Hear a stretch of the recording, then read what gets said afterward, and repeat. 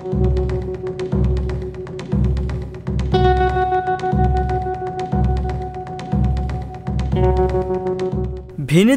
একটি সোনার খনিতে ধসের ঘটনা ঘটেছে।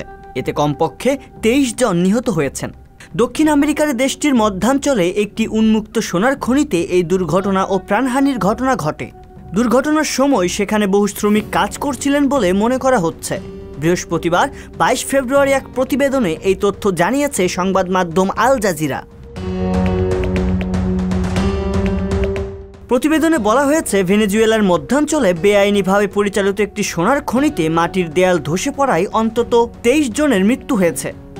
স্থানীয় কর্মকর্তা ইয়োর্গি আর্কিনিগা বুধবার বার্তা সংস্থা এএফপিকে বলেছেন, দেশের বলিভার প্রদেশের জঙ্গলে বুল্লা লোকা নামে পরিচিত খোলা গর্ত থেকে প্রায় 23টি মৃতদেহ উদ্ধার করা হয়েছে।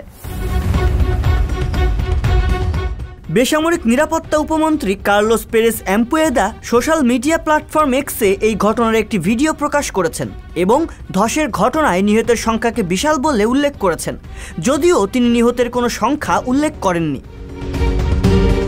ভিডিওটিতে দেখা যাচ্ছে একটি উন্মুক্ত খনির অগভীর পানিতে কর্মরত লোকদের ওপর ধীরে ধীরে মাটির একটি প্রাচীর ভেঙে পড়ছে। কেউ কেউ ঘটনার সময় সেখান থেকে পালাতে সক্ষম হলেও অনেকে আবার তাতে চাপা পড়েন। কর্মকর্তাদের মতে প্রায় 200 জন লোক সে সময় খনিতে কাজ করছিল বলে ধারণা করা হচ্ছে। যেখানে এই খনিটি অবস্থিত সেখানে পৌঁছাতে হলে নিকটতম শহর লা প্যারাগুয়া থেকে 7 ঘন্টার নৌকায় ভ্রমণ করতে হয়। বলিভার প্রদেশের নাগরিক নিরাপত্তা বিষয়ক সেক্রেটারি এডগার কলিনা রেস বলেছেন, আহতদের আঞ্চলিক রাজধানী সিউদাদ বলিভারের একটি হাসপাতালে নিয়ে যাওয়া হচ্ছে। এই অঞ্চলটি লা প্যারাগুয়া থেকে 4 ঘন্টা দূরত্বে এবং রাজধানী কারাকাসের 750 কিলোমিটার দক্ষিণ পূর্বে অবস্থিত। রেস বলেছেন, পরিস্থিতি বিবেচনা করে সামরিক দমকল বাহিনী এবং অন্যান্য সংস্থাগুলো আকাশপথে ওই এলাকায় যাচ্ছে। তিনি বলেন, অনুসন্ধানে সহায়তার জন্য কারাকাস থেকে উদ্ধারকারী দলও পাঠানো হচ্ছে। বলিভার অঞ্চলে সোনা, হীরা, লোহা, বক্সাইট, কোয়ার্টস এবং কোলটান সমৃদ্ধ।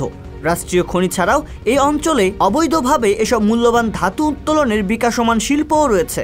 এর আগে গত বছরের ডিসেম্বরে একই অঞ্চলে ইকাবারুর আদিবাসী সম্প্রদায়ের একটি খনি ধসে কমপক্ষে 12 জন নিহত হয়েছিল।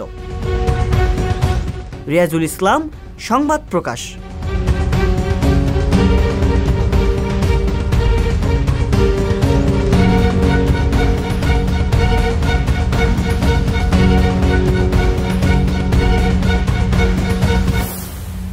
সংবাদ, ফিচার ও অনুষ্ঠানের জন্য ভিজিট করুন সংবাদ প্রকাশের ওয়েবসাইট এবং যুক্ত থাকুন ফেসবুক পেজ ও ইউটিউব চ্যানেলের সঙ্গে।